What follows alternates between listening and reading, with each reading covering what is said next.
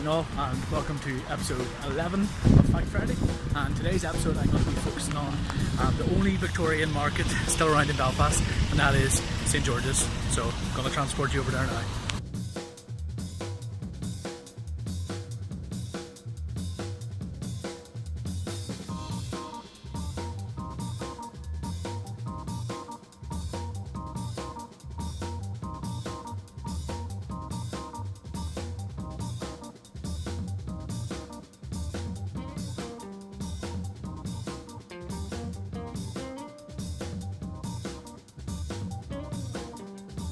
There has been a market on this spot since the 17th century or thereabouts. The St George's Market behind me here has been around since 1890. It was a covered market, but the building that now exists today was finished in 1896. It's the last Victorian market still around in Belfast today, and is home to roughly around 300 traders. We'll be speaking to some of the traders on the floor as we go down, and there are ones that are generational here. A lot of the families, original families, would have come from the markets area, which is right next door, and there's people here that have 3-4 generations interested in the market. So these green pillars here are original. They're the cast iron pillars that support the glass roof, and there's 70 of those that support the entire structure throughout the market. See lovely views from back there. That is one of the restaurants that's based in the market. Not a lot of people know about that, which is strange because it's actually quite a huge restaurant. It does lovely food too, so definitely stop by there if you're peckish. So there used to be markets dotted all over Belfast. The last two remaining ones from around the Victorian area would be Smithfield Market, out back Castlecourt, and St George's Market, which we're now up to. So in Belfast, you know, there's a lot of places with a bit of a grisly history, and St George's Market is no different. During the World War II Blitz of Belfast, 255 bodies were stored here for identification, so it acted like a makeshift mortuary. You can see the market in its entirety here. So there's lots of fruit stands, there's hot food, there's great coffee, as you'll see later on, and it's really beautiful. You know, the original roofing is still there, although it was refurbished in 1987.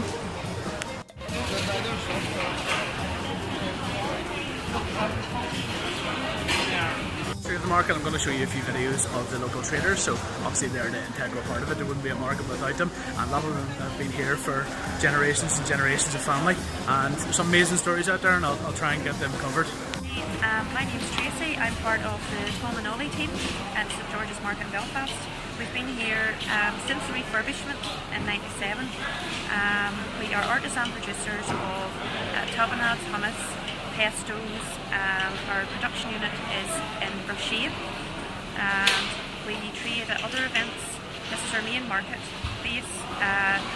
We just love what we do. We're very passionate about it, and that's the main plug. It's a great place and lovely food, and definitely recommend you coming down here if you go to the market. And you do pizza too and stuff, don't you? Like it is. Hot food, yes. We use all the ingredients that you see here. We use actually on our pizza toppings, okay. So you're getting the fresh and the best ingredients. We also do over 300 different cheeses. Oh, amazing! We deal directly with the Irish cheesemakers. We also are cheesecake wedding specialists as well. Cheesecake wedding, which is an up and coming thing for the bride and groom. You come in here and try your cheeses, then pick what you want, and decorate the cake for you if you want. You can do it yourself. So, and when are you here? We are here every Friday, Saturday and Sunday. Okay. We trade here the 3 days. Yeah. You'll also find us trading with naturally North Eastern Glens Market, Causeway Coast. There's quite a few different events that we do on an annual basis as well, but this is where you'll find us, and this is our shop window for everything that we produce. That's great. Thank you very much. See you later. With Mahalia, she works in Javaman. It's one of my favourite coffee places in the city, and they've got quite a long history. Would that be right, Mahalia? It is, yes. We've been here for 20 years now, and we're going good. Our popular coffee, we've got a blend of coffee here, different ranges, single origin coffees. My favourite one would probably be the Colombian. It's very smooth, sweet. It's very good in filter coffees as well. Yep, okay. We've got some V60s as well. We've got a great offer here as well. You get a V60 drip. you have paper filters, and you also get a bag of coffee for £16. That's me. I just picked up one too there. The offer that's on at the minute, so it's a really great offer. The V60 drippers are make very good coffee. But you guys roast your own, is that Yes, that right too? Yeah. We have a roastery near Downpatrick. Yeah. And we roast all of our own coffee. Yeah. And it's a big industrial roaster as well. As you can see, there's some coffee here. Yep. And our own blend Java Man Espresso, which is a dark roast. And that's what you use in your everyday coffee, is it? Yes, we use it in all of our espresso drinks. Okay. Well. And they're based just on Oxford Street, end of St George's Market, and you're in the market every Friday, Saturday and Sunday, is it? Or? Yes, that's right. Yep. So we'll be there for all your coffee needs. Yeah. That's great, Malia. Thanks very much. Thank you. See you later. Ian at French Village Bakery. Do you want to tell a bit about your stand there, Ian? Hello, my name's Ian McKee. How are you doing? I work for French Village, which is a bakery in Belfast. We've been here many years, and we sell fresh bops, buns, you name it, we sell it, and it's all the best of quality and reasonably priced. Nice sausage rolls too, I've had them. Sausage rolls, yes, they're excellent. Thanks very much, Ian. Appreciate it. This is the famous Hot Lip stand, and this is Jenny who owns it. Can you tell us a bit about yourself and what your business is? I've got a low-fat curry business. Okay. And Irish stew. Yep. And I use steamed chicken breast, mostly Slimming World recipes. Which you can see you're now cutting up here. I do a mild korma, medium jalfrezi, Yep. and I always do a hot one. Okay. And I've started doing vegan veggie as well. That's good. There's a big vegan and vegetarian community in Belfast. I'll be happy to know that.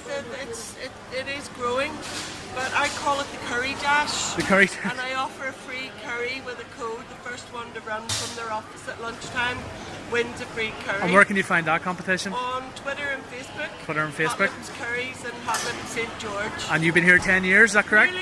Nearly 10 years. Time flies, doesn't it? I lived in Tenerife for 19 years, so Oh. I've got a travel agency called Hot Trips on Okay. the other days of the week. And that's on Twitter, isn't it, as well? Yes, Like it's on uh-huh. Twitter and Facebook. That's great. Thank you very much for your time, Jenny. You're welcome. Appreciate it. See you later. That's great. I'll put off. With Paddy Lynn here. He's the head of the Traders Federation, correct? And he's going to tell me a bit about his family history in the market here. Well, my name is Paddy Lynn. I'm a traditional market trader at St George's Market. I work every Friday and Sunday. But I am fourth generation market trader.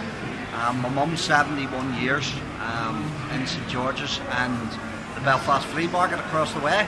So we're still here every week. We're here on a Friday morning from about 5:30. Yeah. And we provide and recycle. We were recycling before the word recycling was ever invented.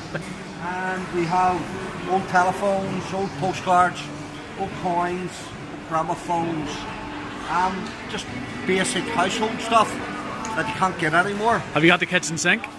We can get you a kitchen sink. We can get as much as people request. As I said, as part of our tradition, we're traditional market traders. It's something that we enjoy doing here at St George's. You know, it's a great place to come to on a Friday, Saturday and Sunday. And Do you still enjoy it? I do. But St George's isn't just a place about buying and selling. It's also about making friends and seeing old friends. Sure. So it's a meeting place, St George's. So it's essential that we keep the history of the building alive. And we've got a beautiful building, but the heart and soul of St George's is its traders and customers. Agreed. And that's what's essential to Belfast. That's brilliant. Thank you, Paddy. Appreciate your time. You're welcome. So we got speaking to Jimmy. His family's the oldest in the market. They've been here, I think, 4 or 5 generations since the market was incepted. And it was actually his family, his grandfather, that pushed to get the market open for the market's community over there. So that's their stalls behind me. It's the fruit stalls. It's near the entrance here. So definitely check it out. Lovely fruit. Bought some pizzas myself there. But yeah, his family would have dealt with fruit and vegetables, but they also would have dealt with horses. And if you go around near Ronnie Drew's bar, you'll still see the old stables there.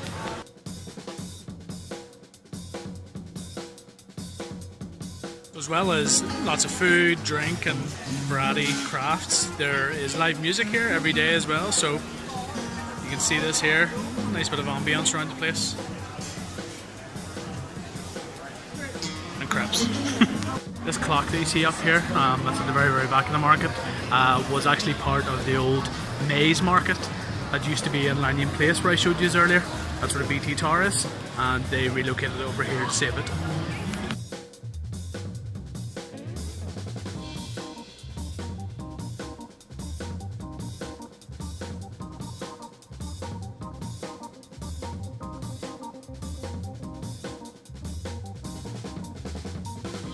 So you don't just get tea, coffee and crafts here. As I said, you get a lot of fresh goods. So one of the best fish markets also in Ireland.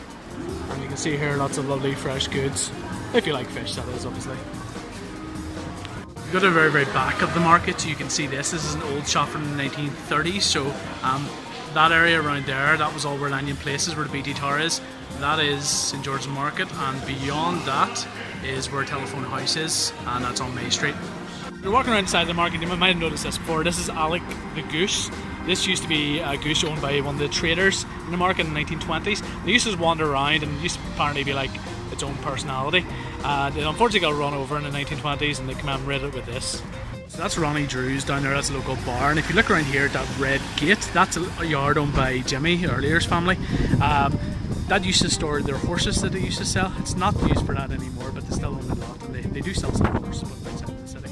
The building itself is made out of the iconic red brick you'll see all over Belfast. It is really known for it, and that's sort of what our logo was based on too. You know, we included some of the red brick to mark the city's history of architecture. So that's our quick tour of the historic St George's Market in Belfast. Hope you enjoyed it today. Hope you learned something as well about the market's history. So thank you to everyone who spoke on camera today, the traders that work there. As Paddy told me earlier, the history of the place is not just about the building, but about the people that make up the market itself. And it's amazing to see families of 4 or 5 generations still going. So that's us done for today. Thanks to Belfast City Council as always for letting us film in their wonderful buildings. If you have any suggestions where you want us to go next time, just find us on Facebook, Twitter or Instagram, or email us.